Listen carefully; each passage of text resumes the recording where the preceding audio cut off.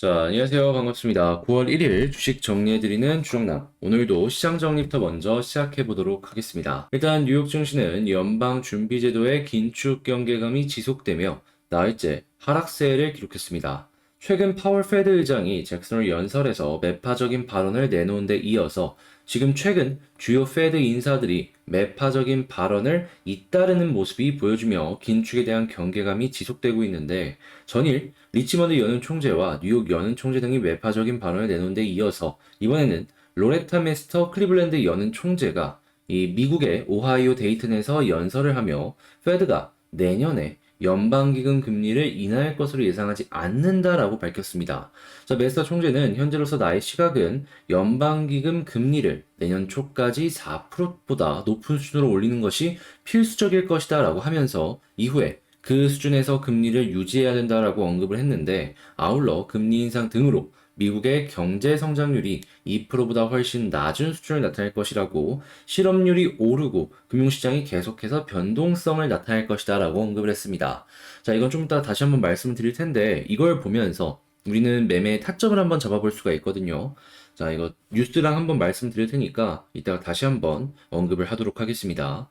자, 이런 일들 때문에 CME 페드워치에 따르면 연방기금 금리 선물 시장에서 페드가 9월달 금리를 0.75%포인트 인상할 가능성은 70.5%로 반영이 되었으며 0.5%포인트 인상할 가능성은 29.5%를 기록했습니다. 약간 50bp 인상에 대한 확률이 좀 올라가긴 했는데 일단 7대3 어느 정도 이제 유지가 되는 걸 봐서는 8월달 지표가 이제 9월에 발표되는 걸 보고서 그리고 나서 FOMC에 대한 이야기가 확실하게 나오지 않을까 싶습니다. 자, 그렇기 때문에 현재는 일단 7대3으로 생각을 하시면서 보시면 되겠네요. 자, 국제유가는 WTI 기준 WTI 89.55달러 마이너스 2.28% 하락 마감하였고요. 채권 원조의 달러 원조 금 가격은 하락 마감하였습니다. 자, 그러면 지금 나오고 있는 뉴스들 하나씩 살펴보도록 할게요. 일단 미국의 8월달 ADP 민간 부분의 고용이 13만 2천 명 증가된다라고 집계가 되었다. 월가 예상보다는 하회하는 움직임이다. 라고는 하는데 숫자로만 놓고 본다면 나쁘지 않죠. 자, 그리고 이 정도 숫자가 유지가 되어주는 모습이 보여진다라고 하더라도 금리를 인하하는 데 있어서 큰 영향을 주진 않을 겁니다. 계속해서 인상을 할 가능성이 높은 것이지. 자, 그리고 미국의 시카고 PMI 같은 경우에는 전월 대비 소폭 상승하는 모습을 보여주면서 몇몇 지표는 긍정적인 모습이다라는 걸 확인을 할 수가 있는데 당연히 물가가 높다 보니까 저렇게 긍정적인 지표가 나오게 된다면 훨씬 더 빠르게 금리 인상을 진행할 수 있는 근거로서 이제 삼을 수가 있겠죠. 자, 그러다 보니까 일단 물가를 잡기 위해서 금리를 4% 위로 내년에 올려야 된다. 그리고 내년에는 금리 인상을 예상을 안 한다라고 얘기하는데 자, 아까 제가 처음에 말씀드렸죠. 이걸 보면서 타점을 잡을 수가 있다고. 제가 지금 준비하고 있는 걸 그대로 여러분들께 말씀을 드리자면 일단 금리가 4% 위로 올라야 될 것이다라는 이야기는 작년부터 계속해서 나오고 있는데 올해는 굉장히 강력하게 나오고 있습니다. 자, 그렇다라는 건 일단 4% 이상으로 갈 가능성이 매우 높다라는 거예요. 자, 이제 이 다음이 중요한데 결국에 시장이 올라가기 위해선 금리 인하가 진행이 되기 시작하면 그때 구조적인 반등이 나올 가능성이 크거든요. 근데 이 금리 인하가 되고 나서 들어가면 이미 늦는단 말입니다. 그러면 제가 지금 보고 있는 게 뭐냐면 일단 4% 이상으로 찍는다 라고 했을 때 이 시장의 물가를 딱 보는 거예요. 근데 어느 정도 인상 깊을 정도로 우하향 그러니까 물가가 빠지는 모습이 보여진다 라고 하면은 최저점에선 못 잡아도 최소한 거기서 베팅을 하기 시작하면은 무릎에서는 잡을 수 있을 것이다 라고 생각을 할 수 있는 겁니다. 우리 흔히 무릎에서 사서 어깨에서 팔아라는 얘기를 많이 하잖아요. 그런 부분으로 놓고 봤을 때 이런 걸 생각을 하면서 지금 현금을 준비해가지고 일단 CPI 4%가 다시 CPR에 물가 4% 올라가고 조금 CPI나 PPI 안정된다 하면은 그때부터 이제 잡아가기 시작을 하는 거죠. 뭐 이건 개인 취향이기 때문에 아 얘는 이렇게 생각하는구나 참고 정도로 이제 봐주시면 될 것 같고 저는 이렇게 현금 준비하면서 요 다음 스텝 밟으려고 하나씩 하나씩 보고 있다 이런 것만 알아주시면 되겠네요. 네, 이건 여러분들도 한번 써먹어보면 나쁘지 않을 거예요. 자, 그리고 장단기 국채 수익률 역전 경제에 문제가 있다라는 신호다. 지금 내년에 경기 침체 얘기 나오고 있고 그리고 경기 침체가 나온다라고 하더라도 어느 정도 고통을 감수하더라도 물가부터 잡겠다라고 얘기를 하고 있죠. 그렇게 물가 잡히고 나서 경기를 살리기 위해서 금리를 인하를 할 것이다. 그러니까 물가 잡히기 전까지는 이런 거 나온다고 금리 인하하는 거에 대해서 크게 기대가 망가지셨으면 좋겠습니다. 자, 그 다음에 유로전 8월 CPI 예비치 전년 대비 9.1% 상승, 또 역대 최고 얘기 나오고 있습니다.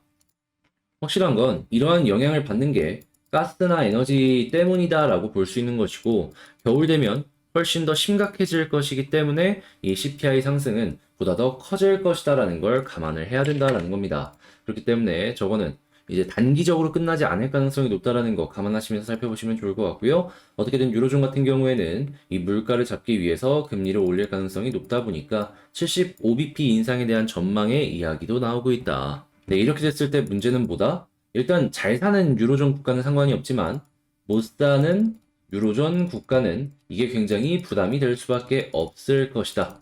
자, 그래서 또 이제 국가부도 얘기 나오는지 디폴트 얘기 나오는지 하나씩 솔솔 찾아보시면 좋을 것 같고요. 정부 모태펀드 결국 삭감한다. 벤처 한파 거세 진압. 이거 딱 보면은 알 수 있는 거. VC 상장사들 이제 지금은 좀 조심해서 봐야 된다. 자, 그 다음으로 미국, 유럽, 일본 그리고 원전 바람이 보여지고 있기 때문에 우라늄 ETF가 들썩이고 있다. 당연히 이러면 원전 관련주는 한국뿐만 아니라 국제적으로 긍정적이기 때문에 같이 봤으면 된다라고 볼 수 있겠죠. 마지막으로 가덕도 신공항 계속 이야기 나오고 있습니다.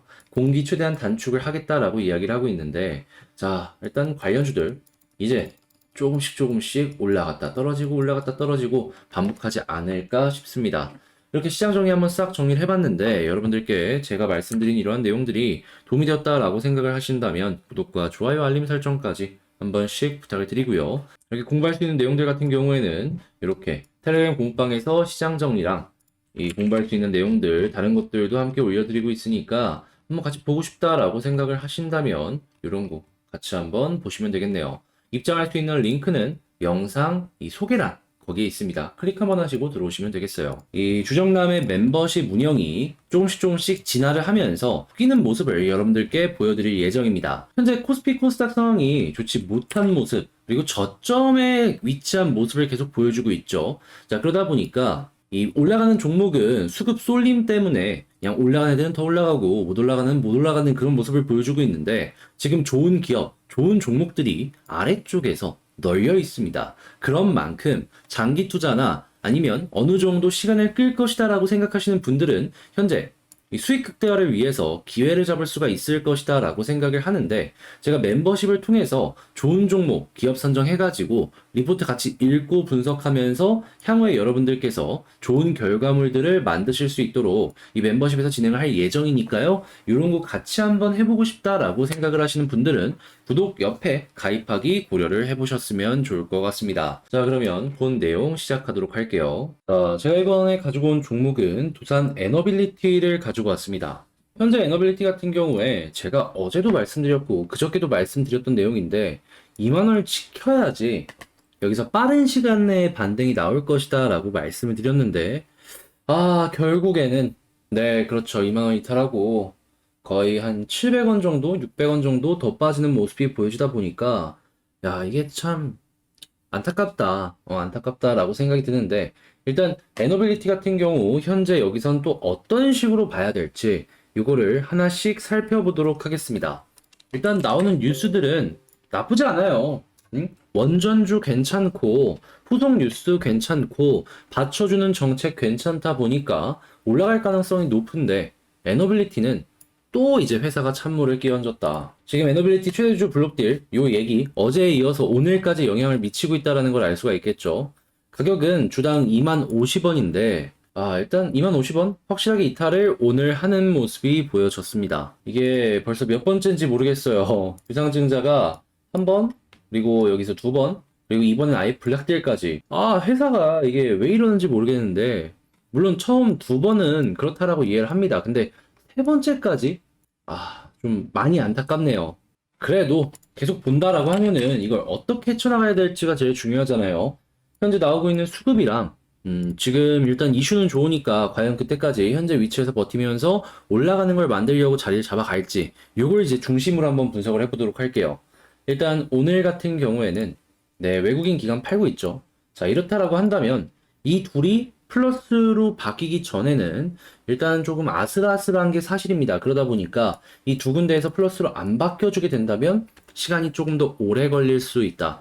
그리고 밑골이 없는 음봉으로 계속해서 만들어지게 된다면 이 둘이 플러스로 바뀌기 전까지는 추가적으로 더 빠질 수도 있으니까 이거 꼭 보시면서 이 빨간불 나오는지 안 나오는지 이거 집중해서 확인하세요. 자, 그 다음으론 이제 차트를 봐야 되는데 제일 먼저 지지라인 말씀드리겠습니다. 2만원 부근까지 빠르게 올라가면 2만원 보면 되는데 일단 이탈했으니까 61선 여기 빨간색 보셔야 되긴 하거든요. 근데 제가 61선 말씀드리면서 추가로 뭐라고 말씀드렸죠?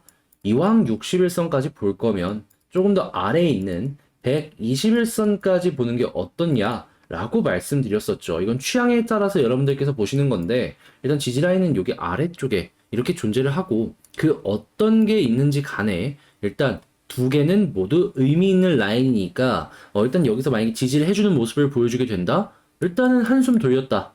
한숨 돌렸다라고 생각을 해라. 라고 말씀드리겠습니다.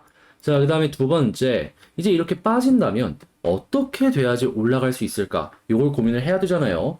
했을 때 이 위쪽에 있는 이 검정색이랑 핑크색 라인, 이게 11선이랑 21선인데 이게 다시금 데드크로스가 나오고 그리고 빠른 시간 내에 아래쪽으로 돌아갔고 다시 정배열 골든크로스가 나올 때까지 시간이 필요하다. 차트가 완전히 무너지기 전에 21선 위로 빠르게 반등을 해준다. 요 둘 중에 하나가 나와줘야지 된다라고 생각을 합니다. 일단 이 두 번째 경우의 수 같은 경우에는 여기서 올라가야지 가능한 것이기 때문에 가능성적인 부분에 있어서 조금 낮다 보니까 강하게 추천 안 드리겠지만 첫 번째 같은 경우에는 일단 11선과 21선 다시 역배열이 정배열로 바뀔 때까지 기다린 다음에 올라간다라고 하면은 지금 이 올라가는 흐름보다 훨씬 더 세게 나올 수도 있기 때문에 요거는 꼭 여러분들께서 집중을 하시면서 보시면 좋을 것 같네요. 근데 요 골든크로스 정배열이 나올 때 조건이 하나 있습니다. 그게 뭐냐면 61선 요 빨간색 위에서 그 모습이 나와야 돼요. 481선 안 됩니다. 무조건 61선. 만약에 481선 부근에서 하면은 길어져요, 이렇게. 길어지는 거 싫잖아요. 그래서 이왕이면 61선 위에서 이런 모습이 보여져가지고 아까 봤던 수급이 빨간색으로 바뀌어서 꾸준한 시도를 해주는 게 가장 좋다라고 평가를 할 수 있겠다. 그리고 이런 모든 것들이 완벽하게 갖춰졌을 때 올라가게 된다면 요 빈 갭을 채우러 한 번 정도는 올라갈 것이고 만약에 갭을 뚫고 그 위쪽에서 자리를 잡는다면 빠른 시간 내에 여기 위치에서 한 번 더 시도를 할 수가 있겠다라고 정리를 할 수가 있겠습니다. 자, 그러면 지금 방금 말씀드린 내용들을 가지고 총정리를 해보자면 일단 지지라인은 61선 혹은 481선 여러분들 취향에 맞춰서 보시면 되겠고요. 두 번째, 다시 올라가기 위해서는 11선과 21선의 정배열이 필요하든가 일단 역배열 다시 만들어질 테니까 자, 그리고 2-2 혹은 빠르게 21선 위로 올라가 줘야 된다. 근데 두 번째 같은 경우에는 가능성이 많이 낮기 때문에 참고만 해둬라. 자, 그리고 세 번째, 이제 본격적인 상승을 위해서는 이 정배열이나 이런 것도 필요하겠지만 61선 위에서 이 모든 것들이 만들어져야지 정말 좋은 그림으로 연결할 수가 있을 것이다. 그리고 이제 단기 목표로 본다면 비어있는 갭, 요 부근까지 한번 올라가는 걸 생각하고 만약에 여기를 뚫어주게 된다라고 한다면 추가 상승을 빠른 시간 내에 기대하면 되겠다 라고 말씀드리면서 에너빌리티 분석을 마칠 수가 있겠습니다. 참 한숨 나오고 많은 분들께서 이걸 계속해서 이제 보시면서 또 길어졌네 라고 생각을 하실 것 같아요. 근데 그나마 다행인 점은 할인율이 그렇게 높지 않았다는 걸 첫 번째로 꼽아볼 수가 있고 두 번째 같은 경우에는 원전이나 아니면 두산이 계속해서 사업을 하는 분야에 있어가지고 긍정적인 내용들이 계속 나오고 있어요. 그래서 이제 오버행 이슈를 버티고 물량 소화, 매물 소화를 좀 해주는 모습이 보여지게 된다면 그렇게 멀지 않은 시간 내에 한 번 정도 머리를 들어주지 않을까 싶은데 일단 그 시간이 올 때까지 여러분들 모두 파이팅 하시길 바라고요. 제 영상이 여러분들께 도움이 되었다라고 생각을 하신다면 구독과 좋아요, 알림 설정까지 한 번씩 부탁을 드리도록 하겠습니다. 일단 1.4만 명 한번 찍어보고 싶네요. 자, 그러면 여기서 마치도록 할게요. 영상 끝까지 시청해주셔서 감사드립니다. 이상 주식 정리해드리는 주정남이었습니다.